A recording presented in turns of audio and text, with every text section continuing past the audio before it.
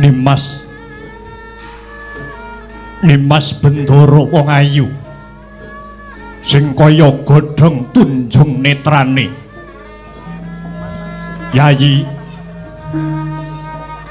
Yayi Pregiwa ana lumahing jagat uriping langit ora ana wanudya sing kawawa njirek rasaning atiku. Kajaba mung sliramu wong ayu Nimas Yayi Pregiwa. Kakang Mas Gatotkaca kepriye wong manis? Semanten ugi raos kawula rinten pantaraning dalu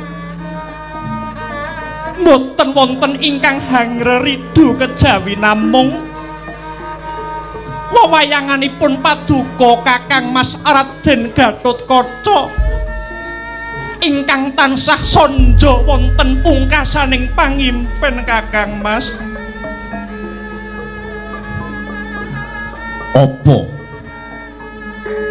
Apa prasetyaning Yayi Pregiwa marang pun Kakang wong ayu?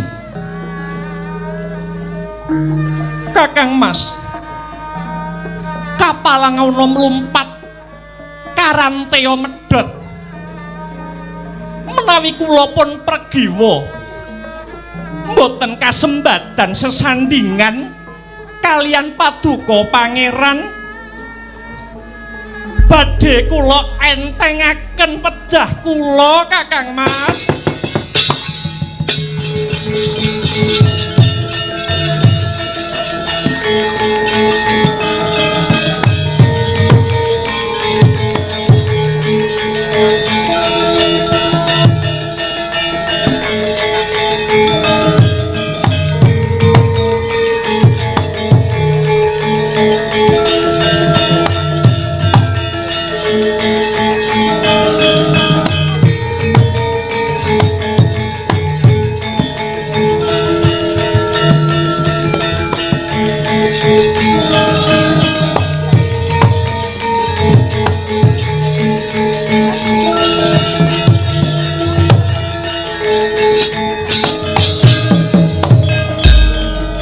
Kang katulu raroncen melatip.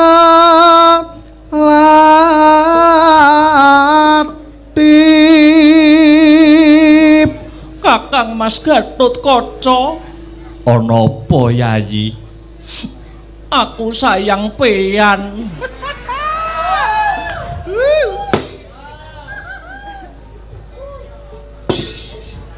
Malelokat tong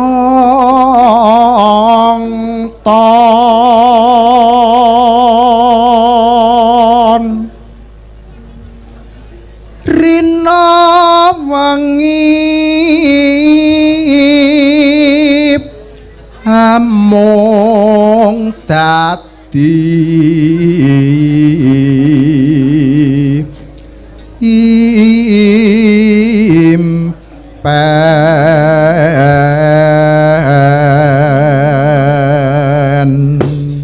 Kakang Gatot rak tresna tenan to karo Yayi Pregiwa. Bengkan dadaku, jubuken jantungku. Aning atiku ora ana tulisane wong wadon liya kejaba mung Yayi Pregiwa.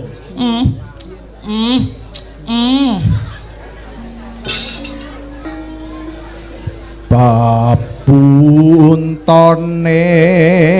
pantes diku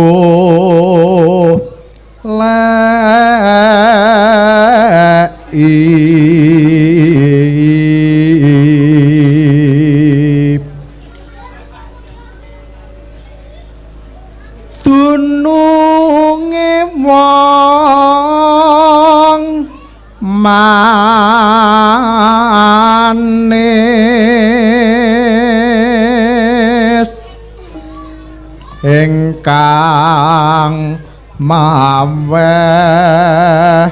muyung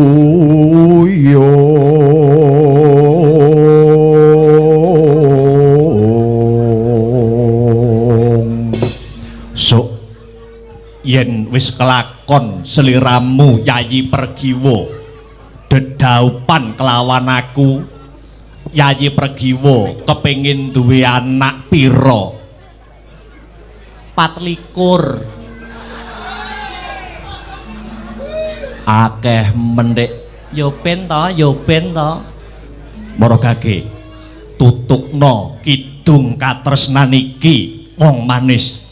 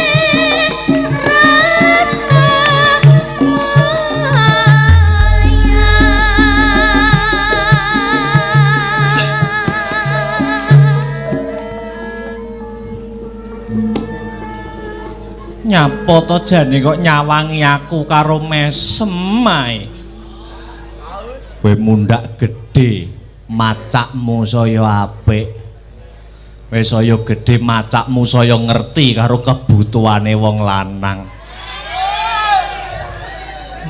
lah piye nginep apa piye tutukno wong ayu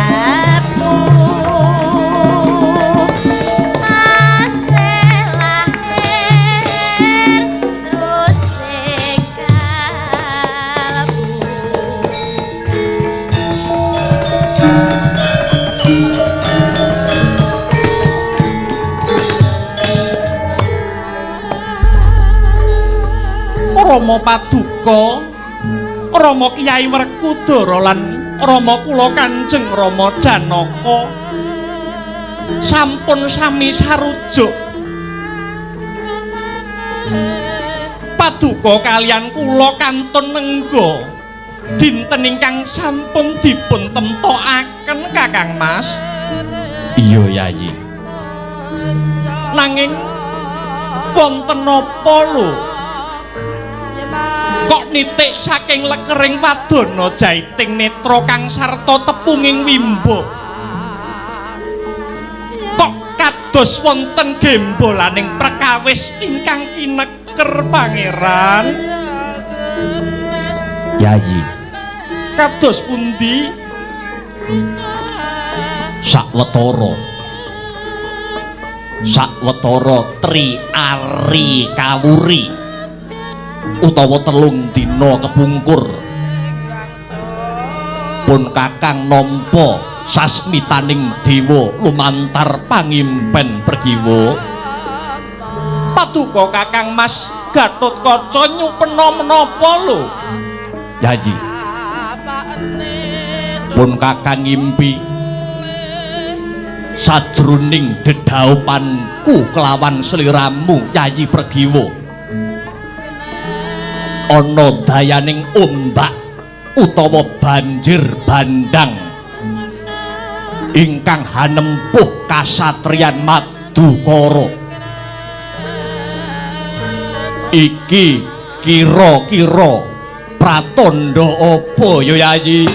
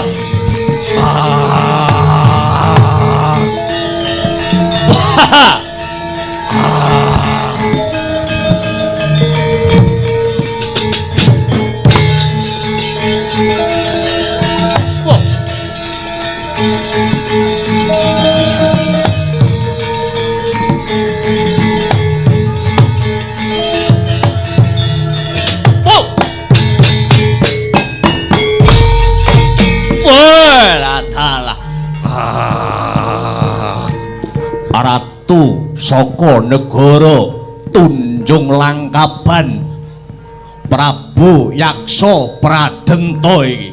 Apa?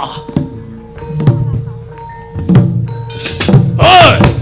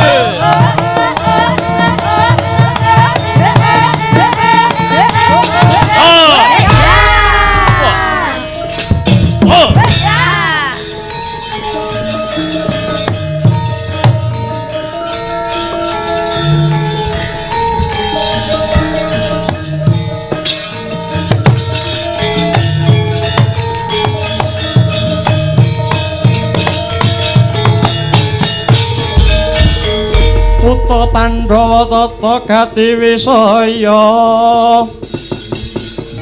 Ngendriyaksa Sara Maruta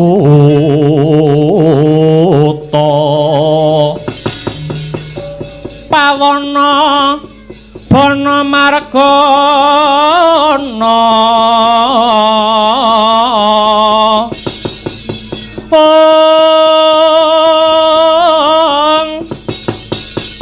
Samirana lan warayang Ponco Bayu Ponco Bayu wisikan pagelingan limo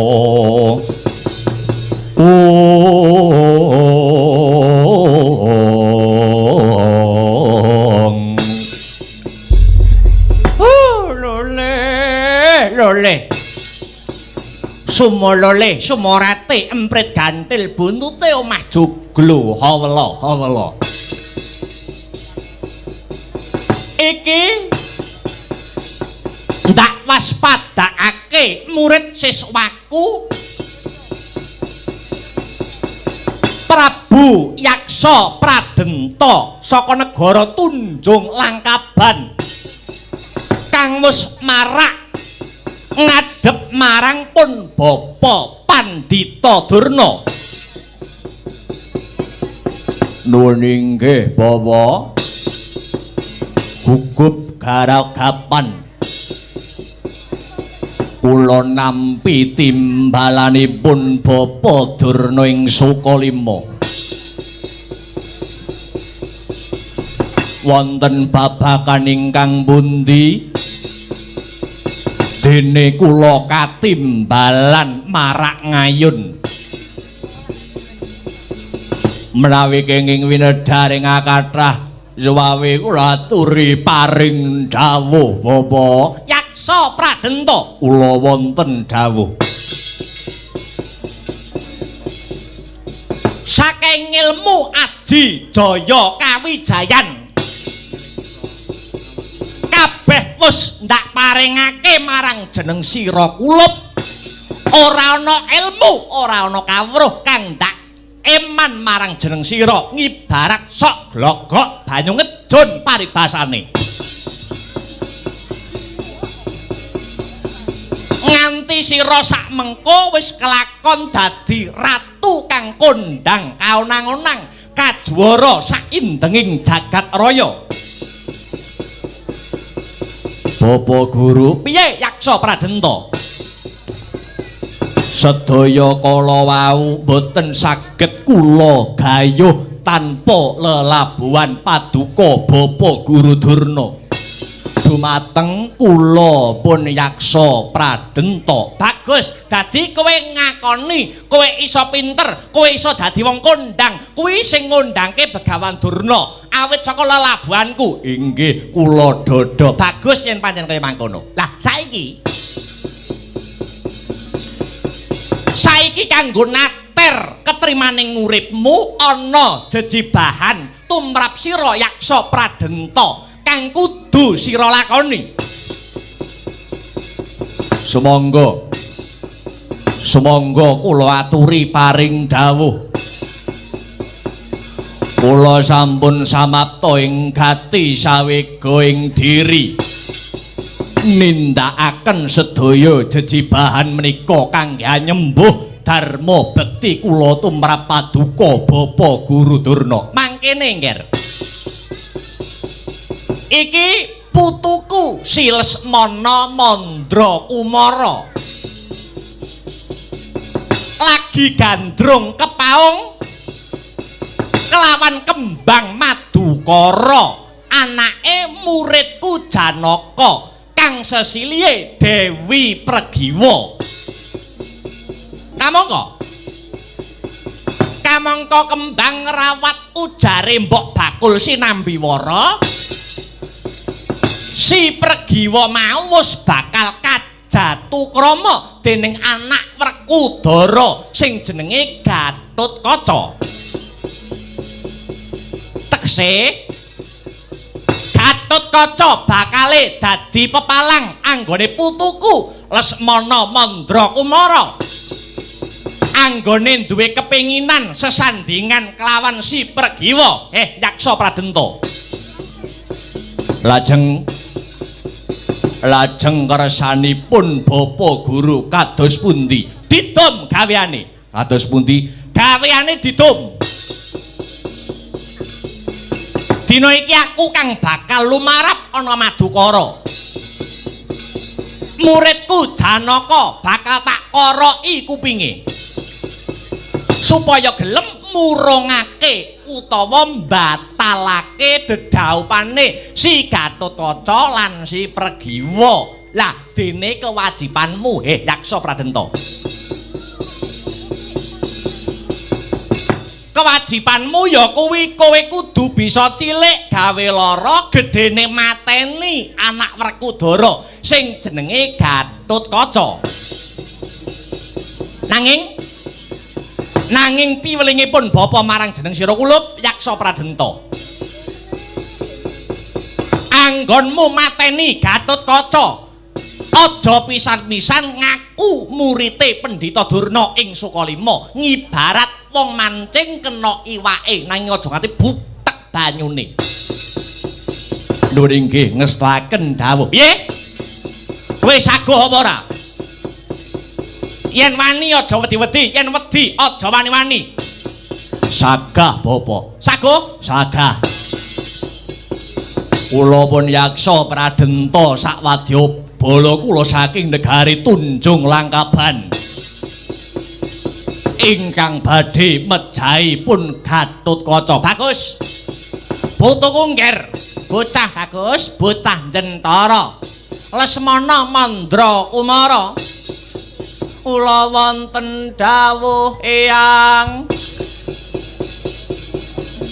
Ora wis madhep mantep to? Tresnamu marang genduk Pregiwa. Sampun eyang. Menawi kula batal anggen kula rabi kalih Nana Pregiwa. Luwih becik kula mboten rabi sajeke urip. Barang kula badhe kula nggurke selawase eyang. Aja eman-eman. Wong duwe barang kok nggur-nggo nguyuh. Apa-apa ki kari pambuti dayane? Apa-apa ki kari rekayasane kepiye? Reka dayane piye? Ngestaken dawuh yang wae. Yaksa Pradenta. Ye, kowe wis romanti kulup. Nggih sampun kepara. Halilan kula nyuwun pamit saha tambahing pangestu. Mugi-mugi lebda ing karya anggen kula nyirnakaken pun Gatotkaca. Duga-duga ginawa ngati-ngati aja nganti keri. Suraka palapa sing dadi lakumu kang bisa anyembuh lanang juritmu. Nyuwun pamit Bapa. Budhal dina iki ngger. Prawadya sama samapta wasyaga arsa anggelar baris manunggal sajuru-juru kumlebet kang bandera tambur trompet gong beri munyo mangungkung prawadya bala palapa manunggal sigra lumaris.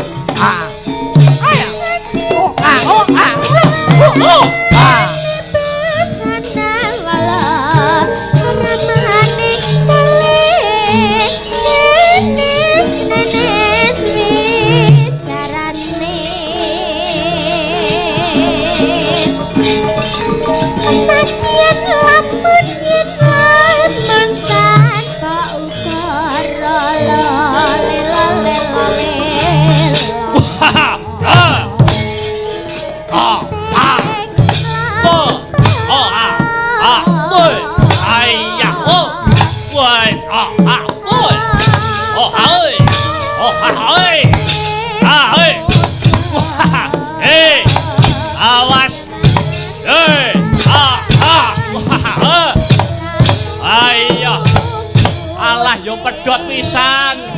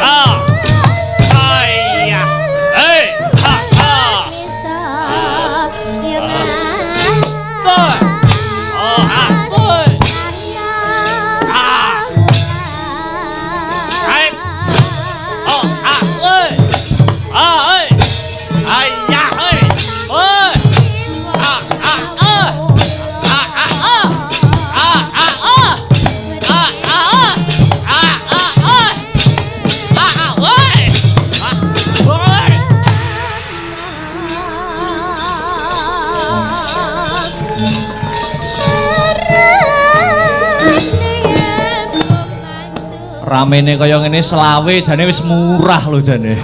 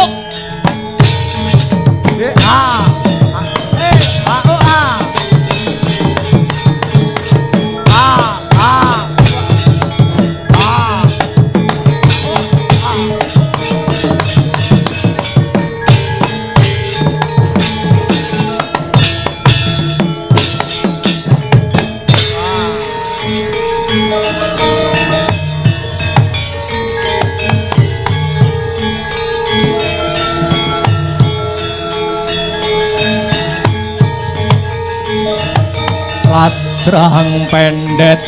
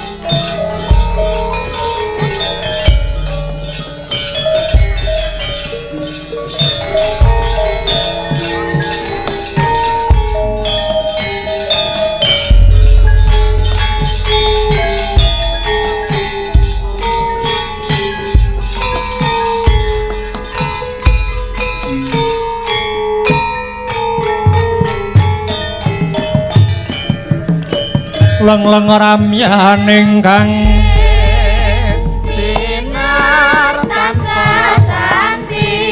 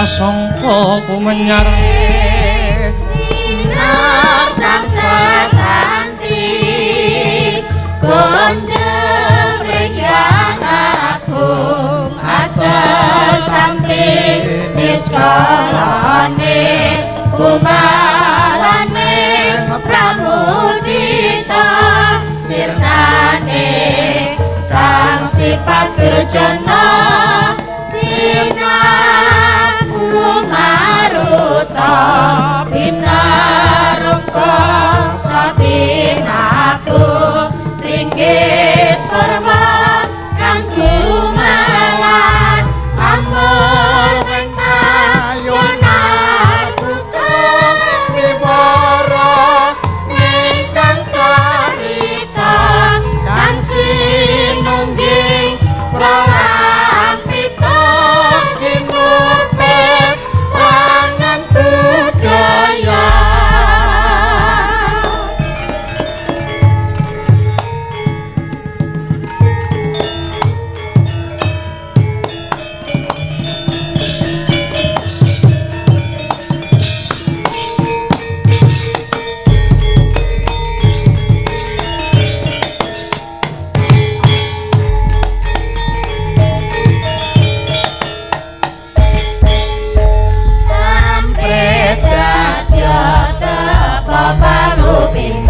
sang yamar suti darmaning reka utaman satema mangirayu salamika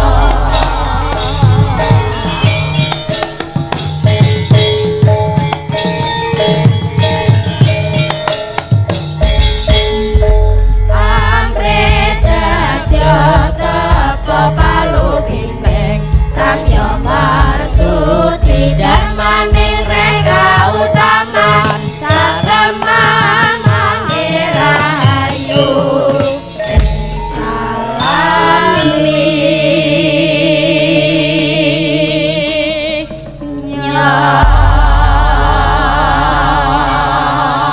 urming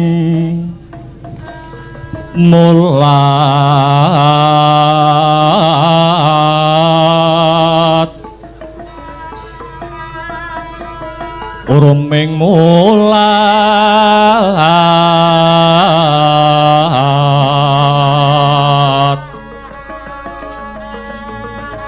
surap sari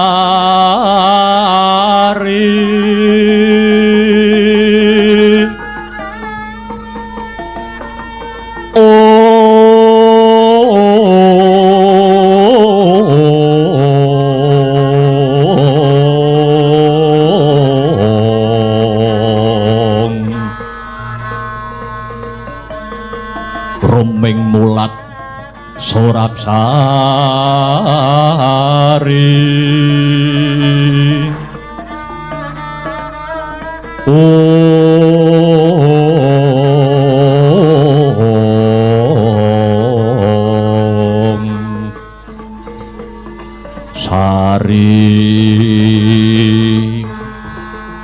sari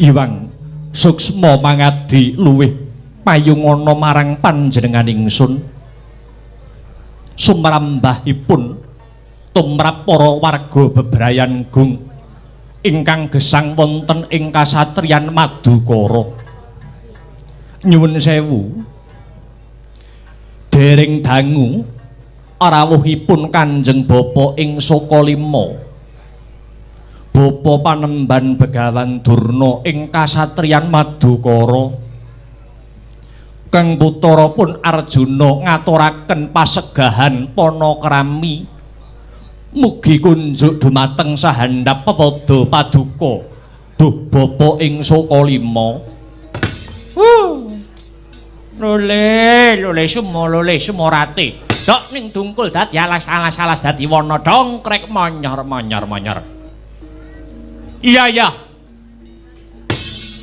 Ngger anak lanang si Janaka. Banget panarimaning pun bapa dene jeneng sira ngaturake pambage Panakarama marang pun bapa. Wis ndak tampa tiba sepadha-padha ora liwat puja pangis tawaning pun bapa tumanduka marang Angger Janaka. Sanget anggen kula mundi pangestu paduka ingkang ngurmentah kula kalongaken jangga kapetek ing pranaja rumeketing wardaya mugi anyembuhana kayuwanan kula.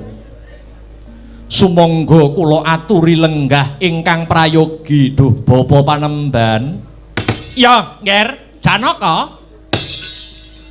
Kaya ora kurang kepenak anggone pun bapa lungguh ana kene Dananjaya. Paman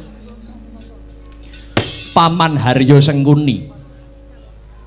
Rawuh andika paman wonten Madukara mriki manggih karahayon paman. Nuwun inggih, Ngger.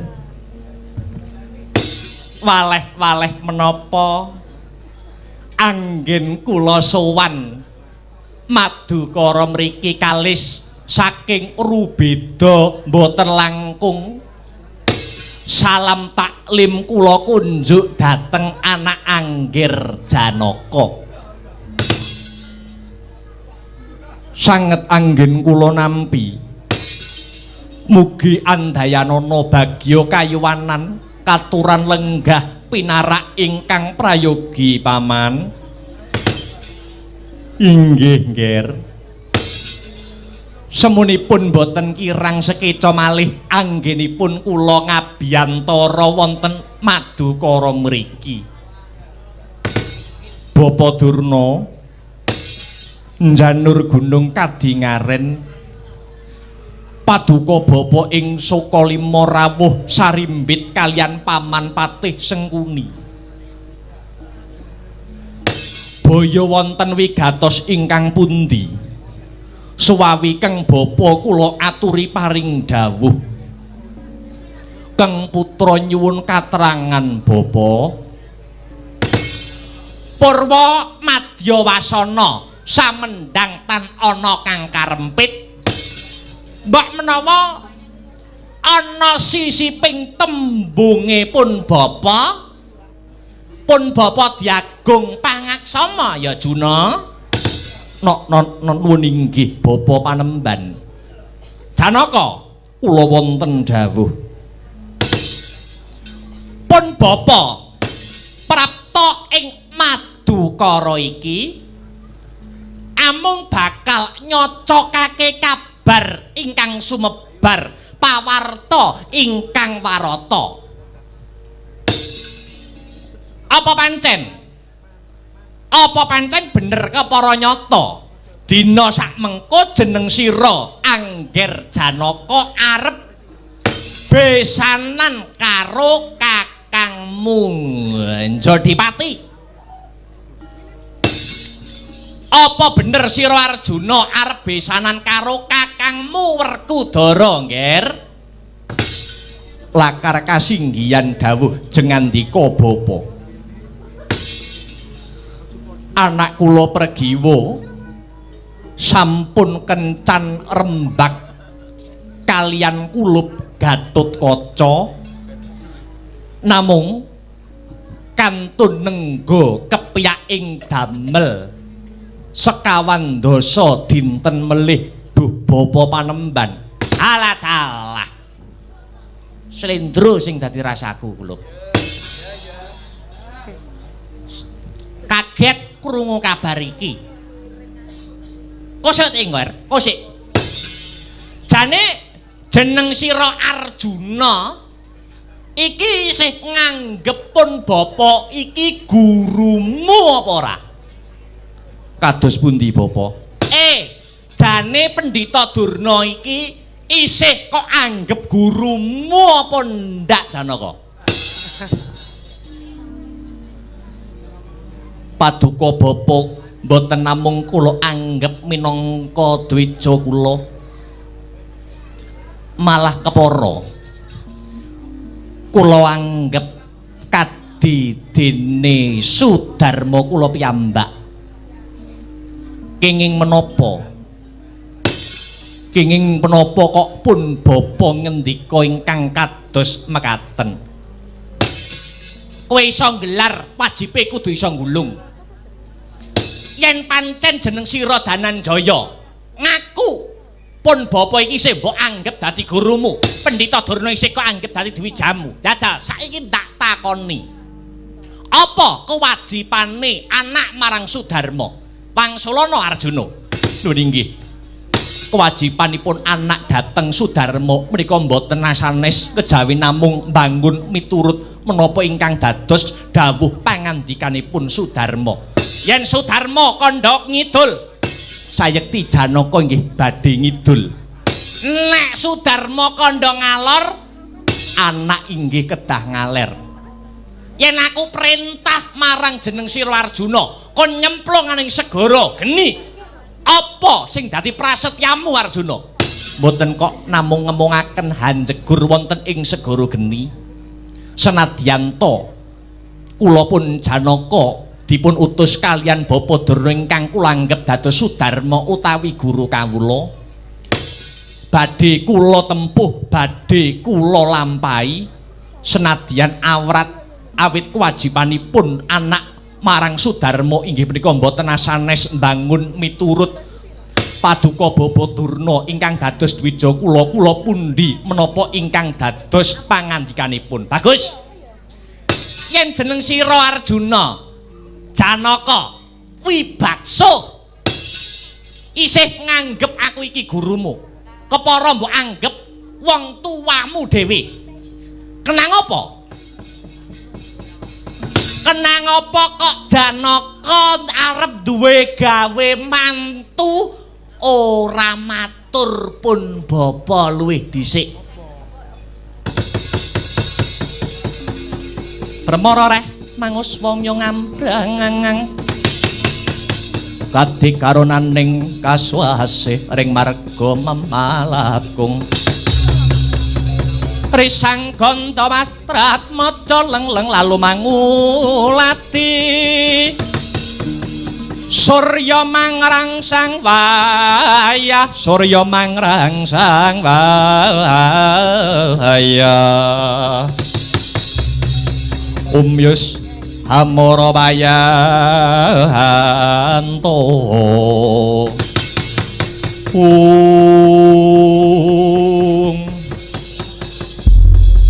ayo ayo saiki Wangsulana Janaka yen aku iki isih mbok anggap dadi gurumu, yen aku iki isih mbok anggap bapakmu. Kenang apa? Kenang apa arep duwe gawe mantu, arep duwe gawe geden-geden, ngundang dulur adoh, dulur cedhak, ngundang tangga teparo, lah kok babar pisan ora nyinggol pun bapa kamsutmu piye? Duh bapa, piye? Jalaran saking katahing jejibahan ingkang sinangkul pundak ngantos kula lepya asung pawarta lan matur dumateng jengandika Bapa Durna. Sok-sok nek aja dibaleni, ha? Sok-sok nek aja dibaleni. Mergo ngrabekke anak ki ora waton grusa-grusu, ha? Ngrabekke anak ki ora mung kanggo sedina rong dina nanging sepisan kanggo selawase. Tur cara wong tuwa-tuwa biyen arep ngrabekke anak ki ana petung-petung sing gumathok Janaka. Lho nggih. Diagung pangaksaminipun kula nyuwun pangapunten Bapa Durna. Kosik. Saiki pun Bapa arep takon luwih dhisik kelawan jeneng sira Janaka. Babakan menapa Bapa? Anakmu si Pergiwa sing bakal kok dhaupake karo si Gatotkaca iki wis mbok etung karo etungan Jawa sing diarani etungan Pancasuda apa durung? Tak baleni. Anggonmu bakal duwe gawe ngrabekke anakmu si Pergiwa kelawan si Gatotkaca. Hah? Iki wis mbok etung nganggo etungan Pancasuda apa durung Janaka? Nuwun inggih dereng. Kepara kula nembe mireng menika Bapa. Mbok menawi ndhaupaken putra kedah ngagem etungan ingkang sinebat Pancasuda kala wau. Wong Jawa ki kudu njawani. Wong Jawa aja nganti kelangan jawane. Rak yo ngono ta Dik Patih? Nggih. Nah. Iki pokoke wis melu. Melu ki meneng karo ngulu. Iya, tutukna. Dadi ngrabekke anake ora kena ampyak awur-awur. Kuwi kabeh ana itungane. Yen ora diitung tundone iki mengko bakal gelo tiba mburi, ngono. Gelo iki mesti ning mburi, ora ana gelo iki manggone ning ngarep Janaka. Nek ning ngarep iki jenenge pendaftaran, ngono.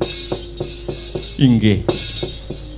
Lajeng ingkang dipun wastani etungan Pancasuda menika jlentrehipun kados pundi Bapa? Rada maju lungguhmu bakal tak wedharake sing jenenge etungan Pancasuda Janaka.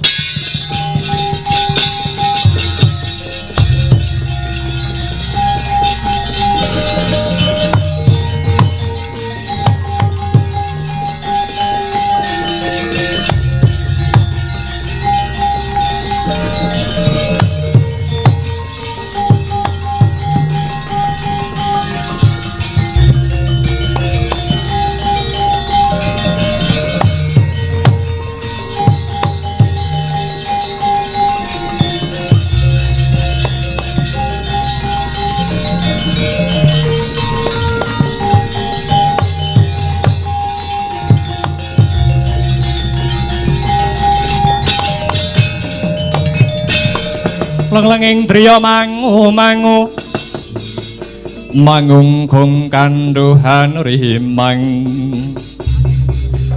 lirlena tanpa kanin lirlena tanpa kanin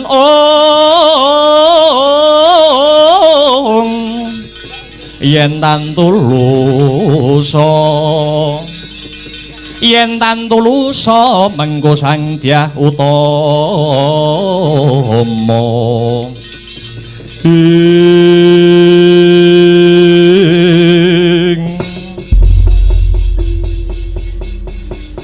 Arjuna kados pundi Bapa Panembahan?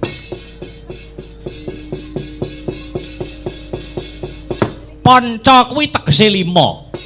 Suda iki wis ngarani. Inggih, lajeng kersanipun. Ngene.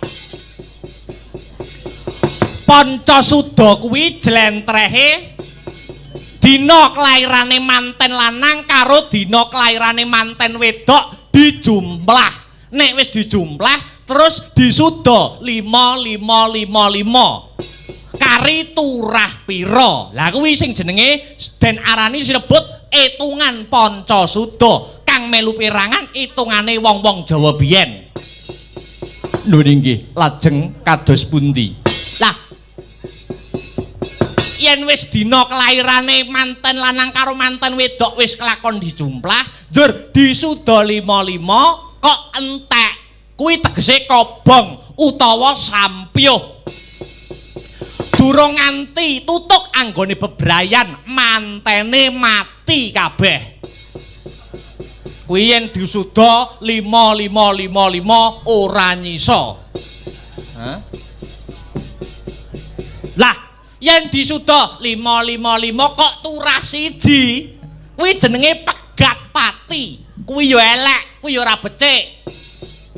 Sak rampunge dedaupan mantene bakal mati salah sawiji. Lah, sing paling apik, paling mening sekelining. Nah iki. Dina kelairane manten lanang manten wedok dijumplah disuda 5 kok asile loro. Lah kuwi apik, kuwi becik. Loro kuwi tegese jodoh. Yen nyisa loro kuwi jodoh. Sok tembe mburine dipepuji. Fa insyaallah bakale langgeng atut runtut nganti kaken-kaken ninen-ninen. Kuwi yen asile loro. Hah? Lah, yen disuda 5 turahe 3 kuwi ya apik, kuwi ya becik. Sak tiba malange bakal kepenak uripe. Hah? Arep dodol bakale makmur, arep nandur bakale subur, usaha apa wae ya bakale sempulur. Nuning nggih. Heeh. Lah, yen disuda 5 kok turah 4. Kuwi jenenge pegat urip. Lupute si manten kena godha njur pegatan. Ya pegat rejekine. Sak tiba nangine nyambut gawe ora ana asile, ketekuk ringkel, rina wengi ora nyantel apa-apa. Kena diarani pedaringane bocor. Lha iki. Inggih. Mudeng, ngerti, paham? Nggih, Bapak. Lah anakmu si Pergiwa arep kok jodoke kelawan si Gatotkaca, anake si Werkudara. Wis kok etung nganggo etungan Pancasuda apa durung? Dereng. Lah dalah. Yo, saiki jali.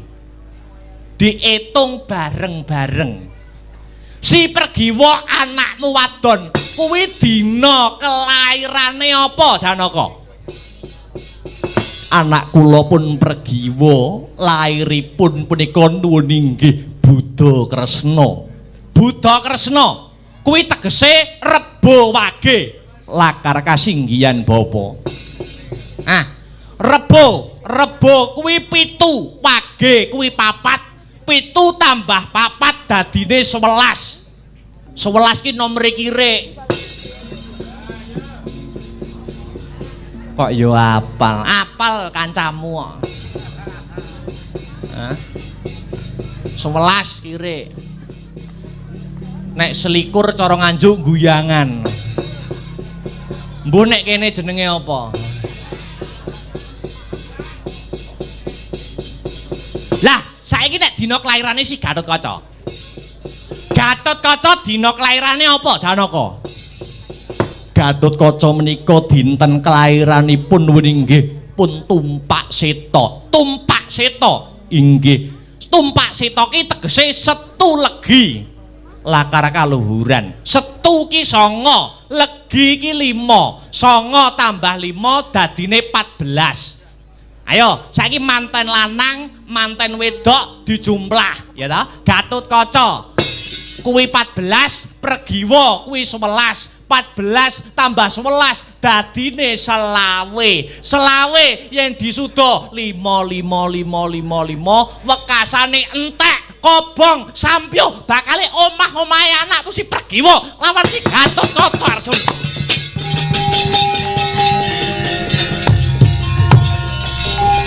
Mula dipikir luwih dhisik, aja kemrungsung.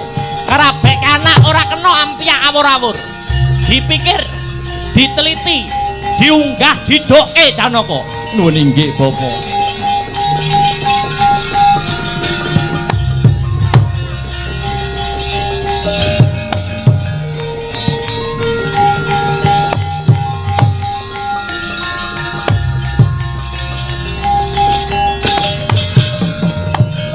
Lakmara Sang Arjuna ismenira ririh kamanungsan tekabira mungsuh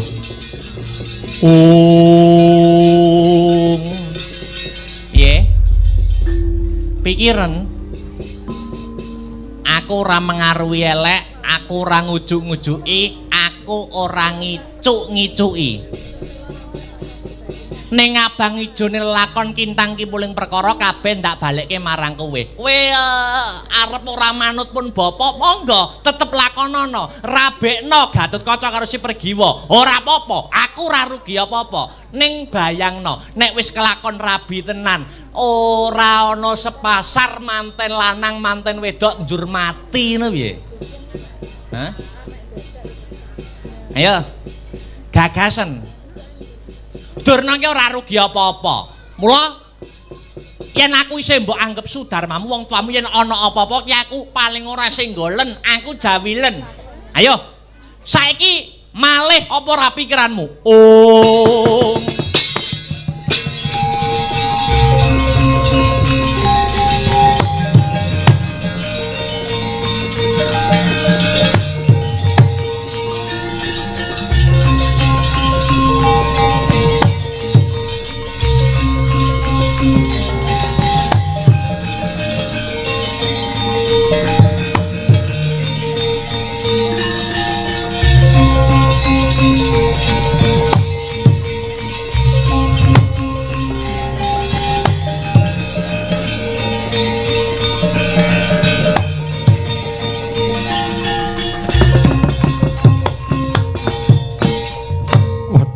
Bopo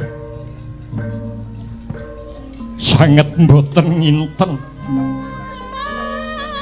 menawi badhe kados mekaten kahananipun kados pundi